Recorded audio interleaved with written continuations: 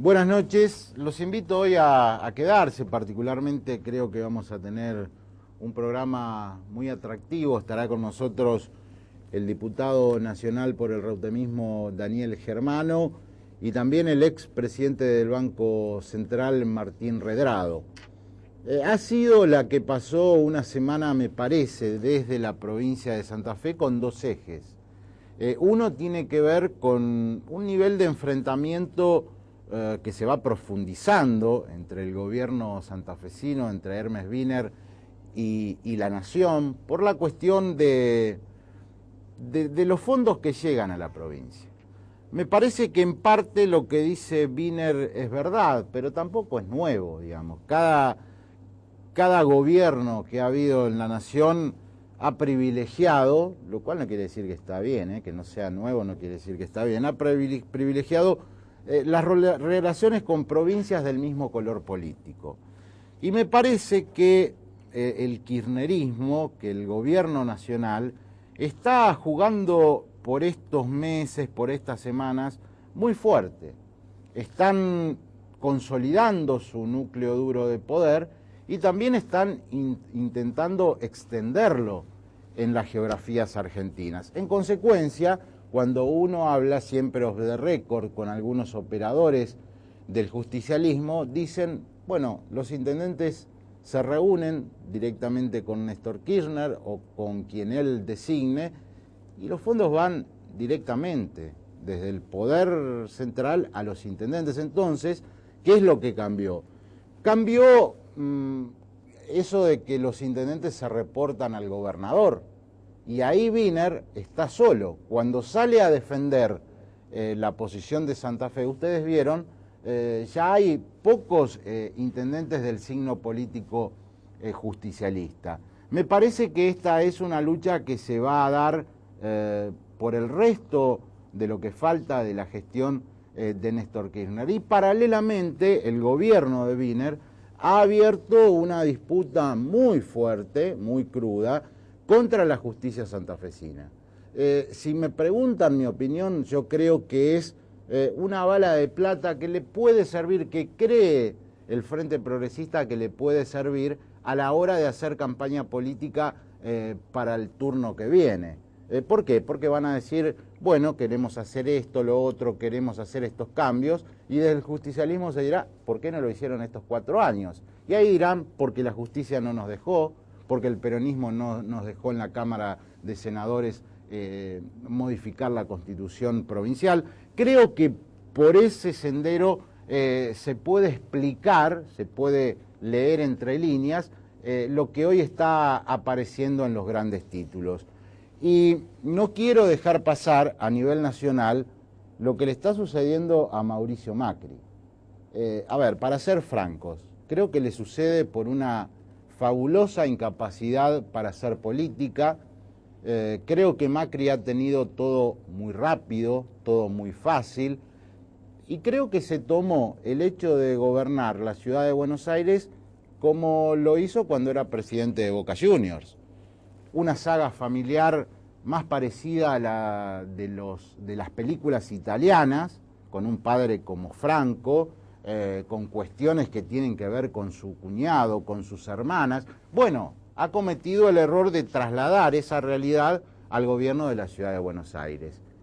¿Saben cuál es la fortuna que ha tenido Macri? Que enfrente está el juez Ollarvide, un juez lacerado por episodios muy poco claros en su vínculo con el gobierno nacional, al punto que sobreseyó a Néstor y Cristina Kirchner en la causa por enriquecimiento ilícito en un abrir y cerrar de ojos. Pero la situación de Macri es verdaderamente muy complicada. Me dicen que los fundamentos de Ollarvide en este caso están muy bien sustentados y que incluso la Cámara, que es a la que ahora apeló Macri, va a votar por 3 votos, va a ganar por 3 votos a 0 la postura de Ollarvide. Es decir, no va a ganar porque esto no es ninguna disputa, pero que va a sustentar esa resolución del juez Ollarvide. Se le cae un alfil muy importante a la oposición política a nivel nacional. De todo esto, de la oposición, del justicialismo disidente, vamos a hablar tras el corte con el diputado Daniel Germano. Daniel Germano, bienvenido a En Profundidad. Gracias por invitarme. La pregunta es, a ver, más allá de que uno sepa y conozca que en el 28 de junio la sociedad no le dio el voto a un opositor en particular, a un partido en particular, sino que se lo dio a varios, hay como una idea que está germinando de que aquel voto contra el kirchnerismo en junio fue dilapidado por la oposición. Yo respeto la ansiedad que puede haber habido en la gente después del 28 de junio, pero lo cierto es que entre el proceso de que la elección se adelantó, con más el no llamado extraordinaria, que era una facultad del Ejecutivo, en realidad a la oposición en su conjunto se la está juzgando por 9 meses de actuación, cuando en realidad empezó a actuar el 1 de marzo. Y yo creo que desde el 1 de marzo hasta acá, que a lo mejor cuesta transmitir los éxitos logrados por la oposición, pero sin embargo, más allá de la iniciativa del Ejecutivo en cuanto a marcar la agenda, la oposición realmente le ha puesto límites. Y pongo como ejemplo el tema del Fondo del Bicentenario. El Fondo del Bicentenario, que fue el primer fondo que sacaron para la liquidación de la reserva, tenía como objetivo un uso sin límite de las reservas. Ni siquiera era que estaba muy preciso y muy claro de que solamente podría ser afectado para los servicios de la deuda externa. Sin embargo, toman conciencia de eso, levantan el Fondo del Bicentenario, y el Fondo del Desendeudamiento largamente es una cosa muy diferente al primer fondo. Es un fondo acotado, con montos, con plazos y con destinos. Y estos son logros que va teniendo la oposición.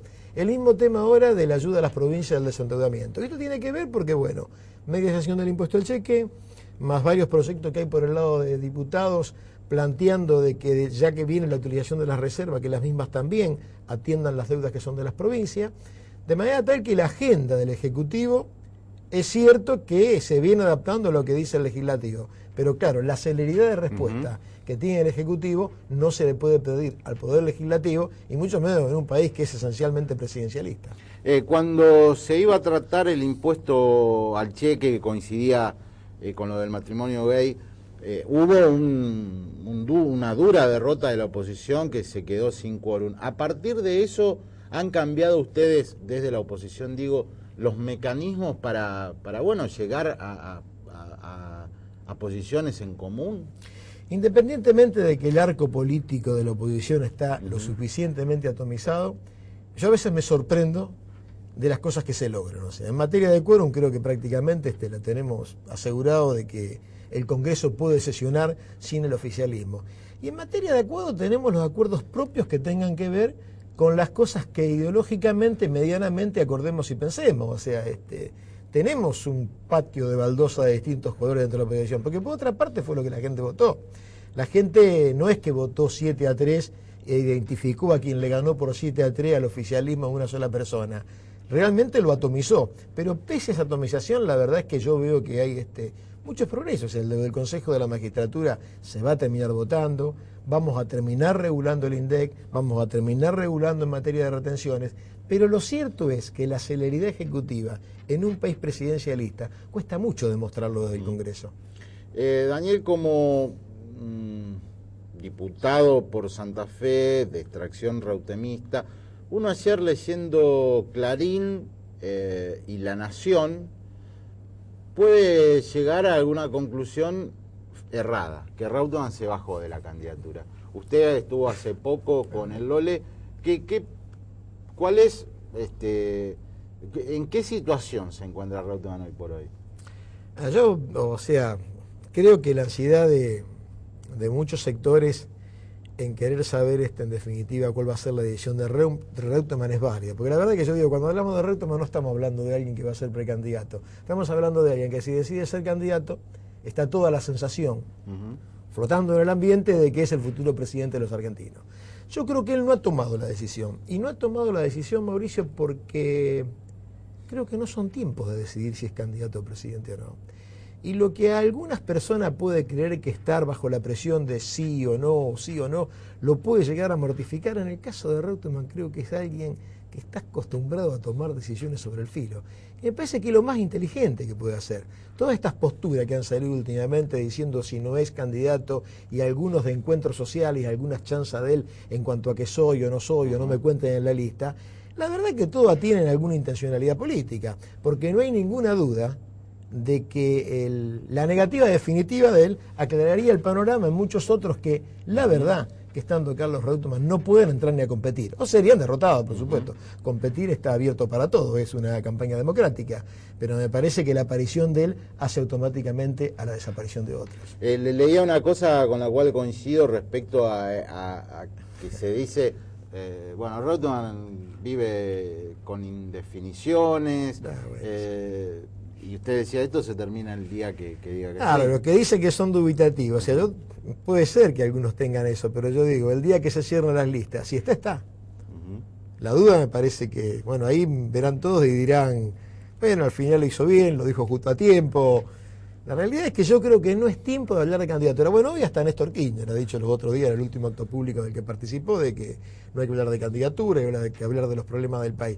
Yo la verdad que lo veo a Reutemann preocupado por los problemas del país. Esto es lo que puedo decir de Carlos Reutemann. Y que la decisión no la tiene tomada, es cierto, pero de ahí a decir que ya se bajó me parece que no es así. Y respecto al peronismo santafesino, ¿esta indefinición sí los complica?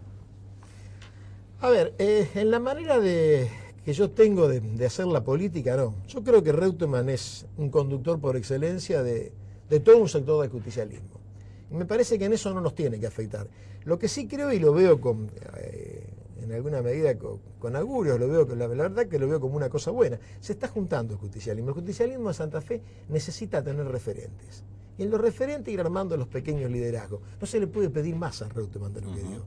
Yo creo que hoy Santa Fe, tal cual está, si nosotros bajáramos los brazos y no estuviéramos en la iniciativa de generar un nuevo cambio político para la provincia, corremos el riesgo de que Reutemann sea presidente de los argentinos y nosotros perder la provincia de Santa Fe. Hoy así la veo. ¿Por qué? Porque creo que hace falta volver a trabajar, volver a generar los referentes políticos que el justicialismo tuvo y que además tiene que revertir una derrota que fue muy fuerte. Perdimos la provincia, perdimos los principales centros urbanos, pero me parece que estamos en buen camino. Y que la decisión o que tome la decisión Reutemann ahora o no, me parece que no nos afecta en nada.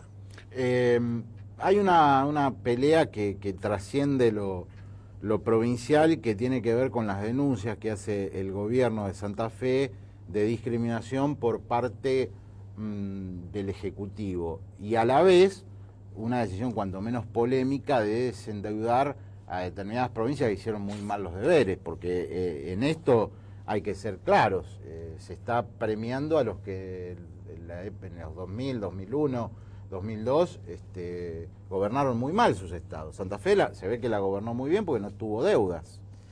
A ver, Mauricio, hay dos cosas ahí. La primera es que la iniciativa que toma el Ejecutivo en contribuir a lo que ellos llaman el desendeudamiento de las provincias, esto tiene que ver con varias propuestas que ya había en el Poder Legislativo en lo que tendrían que ser la utilización de los ATNs. Los aportes del Tesoro Nacional se detraen de la coparticipación y están precisamente para cubrir cuestiones de emergencia. Ese fondo hoy tiene 9.800 millones de pesos, que el gobierno nacional no los viene utilizando para nadie y que corresponde claramente, jurídicamente, económicamente a las provincias. Y hay motivos para haberlos mandado y no lo hizo. ¿Qué es lo que hizo en alguna medida inteligentemente para los propios intereses del gobierno nacional? Dijo, voy a repartir los ATNs. Y en vez de tomar una línea de emergencia, o sea, un concepto de emergencia, un concepto de necesidad para repartirlo, o el concepto de los coeficientes de la coparticipación, dijo, voy a tomarlos de la deuda. Inteligentemente, ¿por qué? Porque le interesaba arreglar con Córdoba y con Buenos Aires, que dicho sea de paso, tienen el mayor coeficiente en cuanto a participación de deudas para llevárselo. No quiere decir esto que este reconocimiento de las deudas Santa Fe no lo haya tenido. Santa Fe lo ha venido teniendo, porque las provincias que no entraron en los planes de asistencia financiera, que eran 4, si la memoria no me falla, es Santa Fe, la Ciudad Autónoma, Santiago del Estero, La Pampa y San Luis, esas provincias venían teniendo un reconocimiento por la buena administración y por no haber participado ni de rescate de monedas, ni de la reconversión de la deuda, venían recibiendo una suma fija mensual que a todas luces ha quedado desactualizada, que en la provincia de Santa Fe significaban 178 millones de pesos anuales que siguen entrando. Nosotros hemos presentado un proyecto para el conjunto de los diputados de Santa Fe Federal por Santa Fe, en el cual queremos que esa cifra sea actualizada conforme a la base que se fijó en su momento en el 2002. Y si hoy actualizáramos la base de coparticipación, estaríamos hablando de que los 178 estarían en 700 millones. Es lo que Wiener habla de 900, puede que tenga razón, pero de cualquier manera el salto es significativo cualquiera sea. No es lo mismo 178 que 700. Según Wiener lo he escuchado hablar de 900. Me parece que no, pero bueno, para el caso es lo mismo. A mí me parece que el gobierno nacional va a tener que dar alguna respuesta en ese aspecto. Estoy seguro de que lo va a hacer. ¿Cómo lo va a hacer? Bueno, este es el tema de que por eso nosotros queremos modificar el impuesto al cheque, porque contra más cosas queden para la voluntad del soberano, a mí me parece que lo que hay que hacer con las provincias y el país es federal, darle la que le corresponde y en forma automática, y que las provincias se encarguen de cómo administrarlo, y no que estén pendientes de la buena o la mala voluntad del soberano. Por último, vivimos en Rosario, una ciudad que hace 20 años es gobernada por el socialismo. Digo, ¿el peronismo alguna vez se dará una estrategia para ganar la ciudad? Y a su consideración, ¿esta cuál debería ser? Para mí me parece que, o sea, yo siempre lo digo, que lo repito, es una mochila muy pesada, más para mí que soy militante desde los 17 años, nací con un gobierno, nunca pude ver, digamos, al peronismo. Yo creo que estamos en condiciones más que nunca de poder hacerlo. Primero porque, no voy a decir ninguna novedad, claramente el gobierno municipal muestra signos de fatiga y de cansancio. Lo segundo es que en la última elección alentamos un buen caudal de votos, si uno lo logra mirarlo un poquito con la mirada más fina, y el justicialismo. Lo que el justicialismo tiene que solucionar son unos problemas de interna que tienen que ver con que no puede ser que en la primaria saquemos más votos que en la general. Y esto tiene que ver con lo que yo le decía cuando empezamos esta entrevista, que le digo que el peronismo tiene que ir a construir referentes. Esos referentes son los que tienen que acordar para decir, después del proceso de la interna, donde claramente la sociedad elige para ella quién es el mejor, los referentes nos tenemos que poner de acuerdo y empujar todos para el mismo lado. Me parece que más que nunca estamos ahora muy cerca de poder recuperar la ciudad de Rosario para el justicialismo. Dijo Rossi, sentado donde está usted, si los justicialistas disidentes van por afuera de la interna a nivel nacional, en Santa Fe y Rosario no hay ninguna chance de que nosotros disputemos una interna. ¿Eso automáticamente lo priva del triunfo el peronismo? Bueno, yo creo que esa es una postura que tiene su grado de lógica en lo que dice Agustín. Está claro de que si uno viene dividido arriba, ¿cómo hace para poder después ordenarse y decir que Santa Fe es una cosa distinta? Yo, no obstante, voy a trabajar hasta la última consecuencia para que eso ocurra. Y no estoy tan seguro de que terminemos divididos a nivel nacional. No estoy tan seguro. Si lo pienso hoy, diría que bueno, que hay poca posibilidad de que así sea. Daría la sensación de que el porcentaje elevado que tiene Néstor Kirchner sobre la sociedad, esto es entre un 25 y un 30%, cualquiera sea la encuesta que uno mire, alguien que tiene el 25 o el 30% no va a correr el riesgo de desaparecer de una elección general por perder la primaria. Me explico lo que digo. Sí. Yo tengo el 25% total de la población, me parece que no corro el riesgo de no participar por perder una primaria. Pero bueno, a mí me parece que es conversable esto y por ahí podemos encontrar los espacios para detener las excepciones necesarias en algunos distritos. Aspiro a que lo podamos tener, si no la verdad es que damos una ventaja muy grande. Solamente Reutemann, que es una máquina juntando votos, yo digo que es un monstruo en lo que hace a la captación de votos, a la identificación con la población, pudo haber ganado con el justicialismo dividido. La verdad que es una fórmula complicada para nosotros. Daniel Germano, muchas gracias por haber venido y seguiremos conversando. No, gracias por invitarme.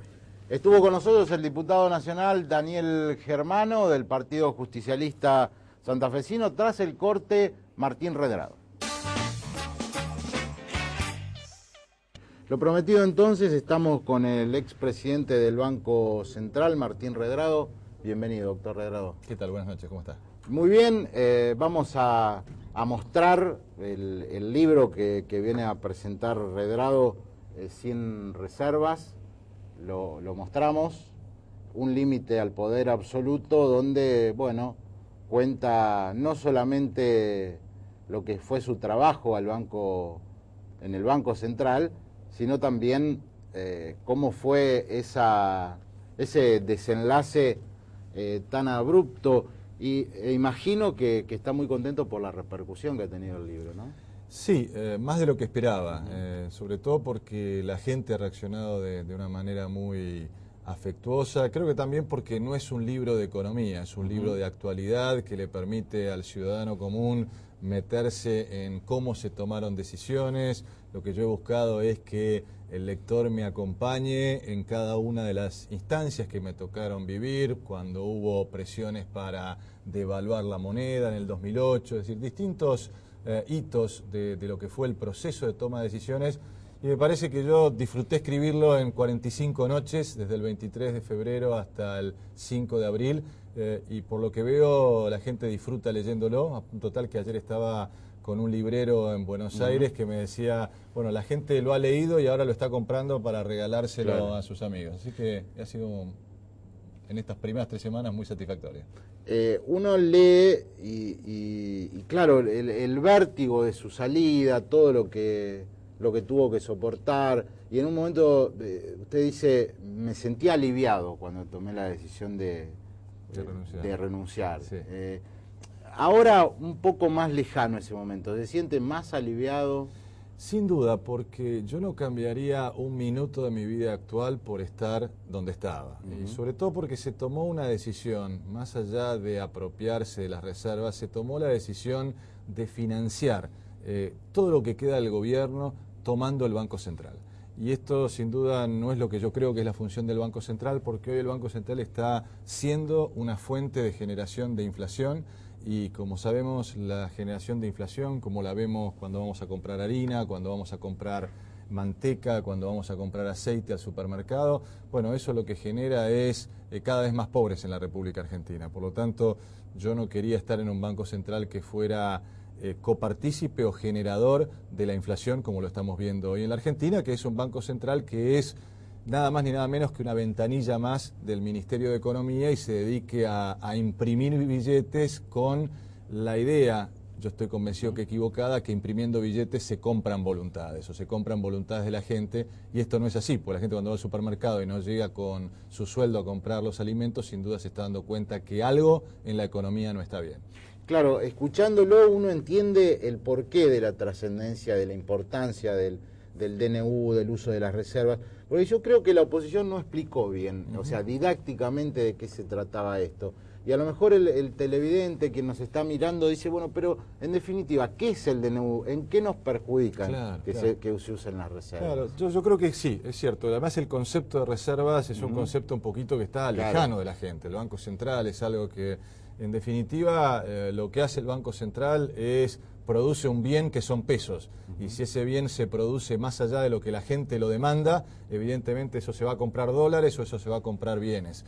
Y por lo tanto lo que nosotros siempre cuidamos es que la oferta de pesos fuera lo suficiente como para alentar la demanda, como para alentar todo el proceso productivo, pero no a generar una impresión de billetes más allá de lo que la gente quiere.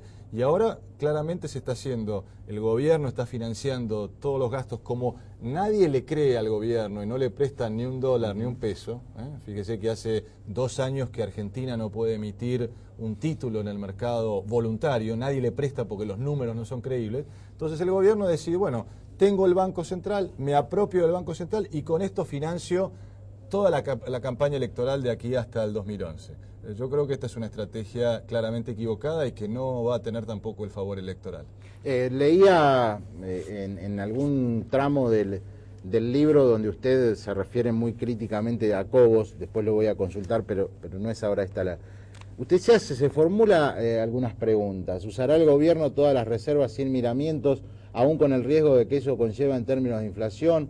¿Podrá la oposición escapar a los permanentes juegos del gobierno, que plantea los temas, no escucha alternativas y si se siente encerrado redobla cada una de sus apuestas?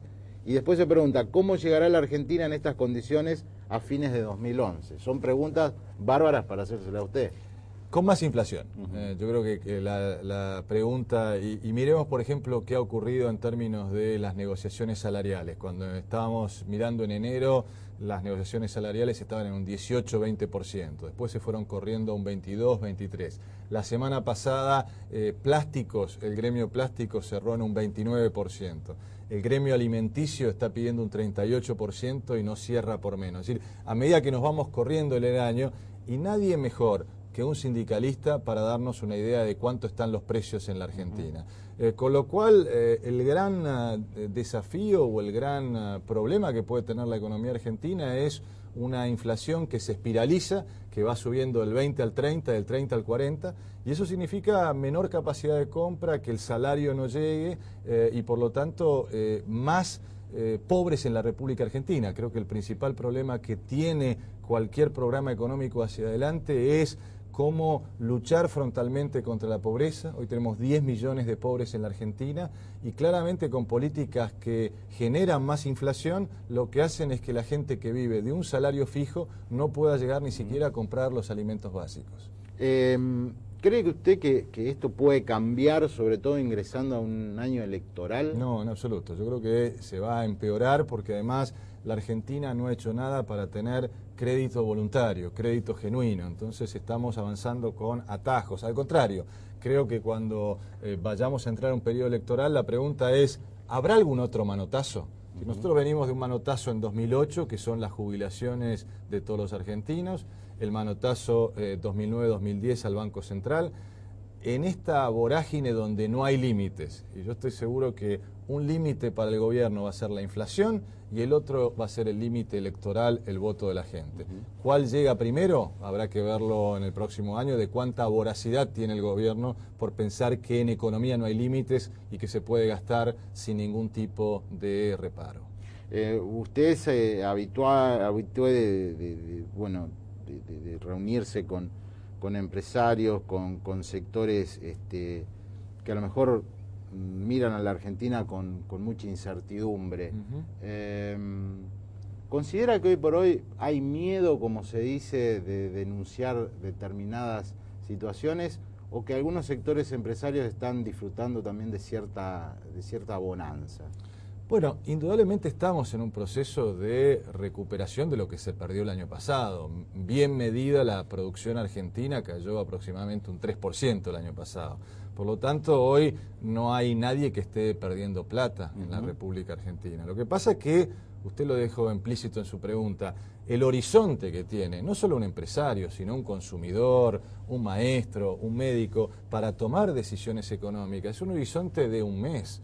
Si uno va a decidir si compra un auto o si compra un televisor, lo hace mirando a un mes, 2 meses, si puede cambiar su departamento. Es decir, nadie toma hoy una decisión a 1 o 2 años vista. Y esto lo que significa es menor inversión.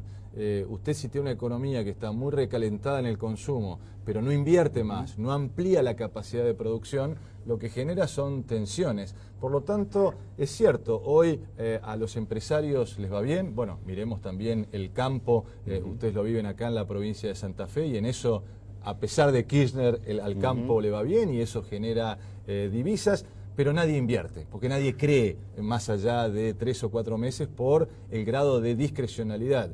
De tal manera que yo creo que el gran problema no es el día a día, sino la falta de un horizonte de mediano plazo, porque el gobierno toma decisiones mirando el día a día, poca credibilidad en términos del manejo de la política económica, y esto lo que genera es que cualquier empresario o consumidor se retrae, vive con lo justo, y por lo tanto la Argentina deja de crecer y deja de generar empleo porque precisamente hay muy baja inversión. Estamos dialogando con Martín Redrado, seguiremos haciéndolo tras la pausa. Una pregunta para hacerle a Martín Redrado, de acuerdo a la lectura del libro y a lo que se propone en uno de los últimos capítulos, es, bueno, ¿qué debería ser un nuevo gobierno con el país? ¿Cuáles deberían ser los lineamientos principales? Yo estoy convencido que Argentina, con un plan económico y un equipo confiable, que es exactamente lo que no existe en este momento, Argentina tiene las posibilidades que tiene Brasil o que tiene el resto de los países serios de América del Sur. Estoy convencido que un plan económico tiene que estar basado en 4 pilares y en eso estamos trabajando para seguir haciendo contribuciones profesionales a la economía del país. Los 4 pilares son, primero, el desarrollo productivo; en segundo lugar, el federalismo fiscal, es decir, darle mayor autonomía presupuestaria a todas las jurisdicciones; El tercero es la institucionalidad, recuperar las instituciones, obviamente del país, pero las instituciones económicas, el Ministerio de Economía, el INDEC, el Banco Central, desde el punto de vista de su nivel profesional. Y en cuarto lugar, la integración productiva con el mundo. Yo estoy convencido que un programa con estas características, desarrollo productivo, federalismo fiscal, institucionalidad e integración con el mundo, puede generar un horizonte de crecimiento, por lo menos por la próxima década, y sobre todo luchar frontalmente contra la pobreza. El próximo plan económico debe tener como objetivo no solo el crecimiento, sino que la pobreza caiga a la mitad cuando termine el primer mandato el próximo mandato 2012-2016. Hoy tenemos 10 millones de pobres, el objetivo debería ser terminar ese mandato con por lo menos la mitad de pobres, y por lo tanto con este tipo de políticas de crecimiento, de inversión, de desarrollo productivo, estoy convencido que eso es lograble. Se habla de una Argentina subsidiada. ¿Cómo condiciona esto al gobierno que venga? Yo creo que es la primera, yo le planteé las líneas estratégicas. Después, por supuesto, hay prioridades en materia de inflación, prioridades en materia de subsidios. Yo estoy convencido que hay que cambiar la naturaleza de los subsidios. Ahora usted está subsidiando a las empresas y yo creo que hay que subsidiar a la gente que lo necesita, que son los 10 millones de pobres. ¿Y cómo se hace eso? Bueno, tenemos que cambiar de darle la plata a los empresarios a darle la plata a la gente. ¿Cómo se instrumenta? Sobre todo a través de un sistema de pagos. Lo que usted necesita es que cada uno de los 10 millones de pobres pueda seguir pagando la luz, el transporte, un pan de manteca, un litro de leche, exactamente lo mismo, y el Estado entonces pagar la diferencia. Esto se logra obviamente, como se ha hecho también el plan de subsidio a la niñez, generando una tarjeta que tenga cada uno de las personas que está por debajo de la línea de indigencia, de manera tal de no darle el subsidio a la empresa de transporte, con también la corrupción que eso ha traído en estos años, sino pagar por cada uno de los consumos que hace cada uno de las personas que está debajo de la línea de pobreza. Eso indudablemente requiere un gran trabajo de gestión, yo se lo estoy formulando, pero requiere realmente un muy buen equipo de gestión. Creo que el secreto está en el gerenciamiento de este tipo de programas, pero el concepto a mi juicio debe ser claro. Cambiar el objetivo y gestionar acorde para que el subsidio llegue realmente a quien lo necesita en la Argentina. Vivimos o asistimos en Santa Fe a una pelea muy dura entre el gobierno provincial de Hermes Wiener y la Nación. El gobierno de Santa Fe se siente discriminado por parte de la Nación, más aún con este desendeudamiento que beneficia a provincias que han hecho muy mal los deberes. Así es. ¿Quién tiene la razón en esta pelea? La razón la tiene la provincia de Santa Fe, porque lo que está en discusión es que no se puede vivir de las dádivas del gobierno nacional. Cada provincia debe tener sus recursos.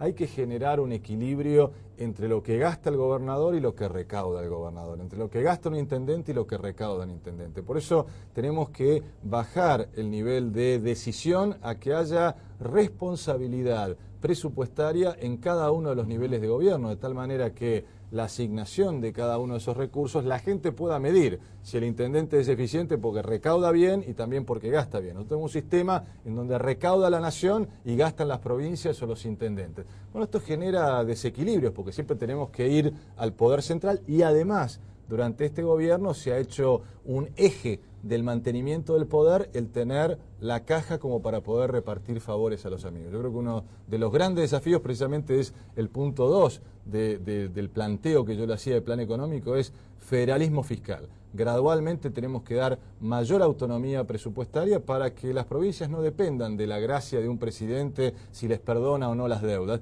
que además, dicho sea de paso, esto lo vamos a pagar todos los argentinos con inflación, porque lo vamos a pagar con el financiamiento del Banco Central. Por lo tanto, en economía no hay nada gratis. Lo que hay, lo que debe haber es responsabilidad y un manejo austero de cara a la gente, rindiéndole cuentas a la gente, y para esto nada mejor que esa responsabilidad que esté en manos de los intendentes y de los gobernadores.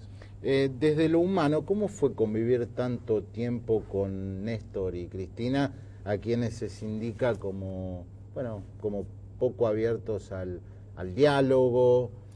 Yo, como lo digo en el libro, hasta el 14 de diciembre tuve una relación de respeto profesional en donde puedo decir que en las 3 variables que manejaba el Banco Central, el precio del dólar, el nivel de las reservas, el nivel de la cantidad de dinero y las tasas de interés, fueron respetadas las decisiones profesionales que se tomaron dentro del Banco Central. Creo quizás sí como autocrítica es que yo no hablaba de otros temas con ellos que no fueran los temas específicos del Banco Central, por lo tanto fue una relación distante y de respeto. Lo que ocurrió el 14 de diciembre fue que el gobierno decidió llevarse por delante al Banco Central con un fin muy claro: financiarse todo lo que tenía por financiar de aquí hasta el final del mandato, y ahí es donde se quebró esa relación de respeto que hubo desde el comienzo de mi gestión. Es muy duro usted con Julio Cobos en el libro, y lo escuchaba días atrás por una radio de la ciudad de Buenos Aires también criticándolo. Sí, la pregunta tuvo que ver, Mauricio, con lo que se refiere específicamente del libro. Porque él estaba en la comisión bicameral. Sí, y además las veces que me tocó interactuar con él, cuando fui a hacer presentaciones al Senado y demás, me tocó ver una persona dubitativa. La pregunta fue, en ese contexto, pero digamos, yo no quise dar una opinión de Julio Cobos, digamos, porque sí, ¿no? Algunos me preguntaban de sus colegas si había alguna intencionalidad política de mi parte. De ninguna manera. Simplemente se refirieron a lo que yo dije en el libro, lo que yo relaté de mi experiencia, y lo que veo transmito una persona dubitativa. Y obviamente cuando se es presidente de la República, cuando se está frente a decisiones difíciles, lo que hay que tener es decisión, firmeza, coraje para aguantarse las decisiones que hay que tomar. Usted es un hombre de 48 años, un hombre muy joven. No tanto. Bueno, tenemos la misma edad, o sea, vamos a decir que somos jóvenes. Bueno. Su aspiración es seguir dentro de posiciones técnicas, de cargos técnicos, ¿o tiene ambiciones políticas? No, yo creo que uno tiene que saber qué posición tiene en un equipo y a qué juega bien. Yo soy un buen número 5, no soy ni número 10, ni número 9, ni número 2. Y creo que hay que ser uno mismo. Yo soy, creo, un buen economista y que tiene capacidad de gestión, que la he demostrado cada vez que me tocó trabajar, siempre profesionalmente en los distintos cargos que me tocó ocupar.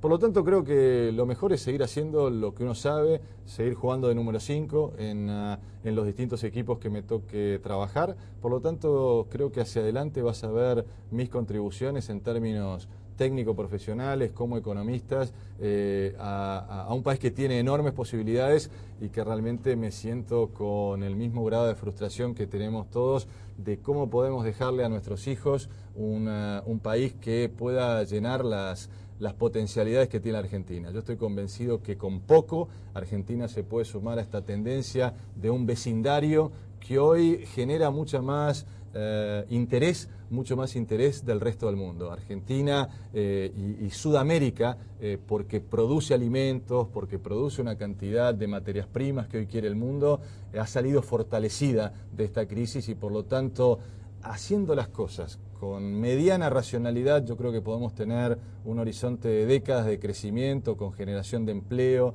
de empleos de calidad, y bueno, en eso voy a estar comprometido, en hacer mi contribución profesional para que eso ocurra en nuestro país. Se ha visto en los últimos meses un clima hostil de parte de sectores satélites al oficialismo, con opositores, con periodistas. ¿Cómo le ha pasado a usted?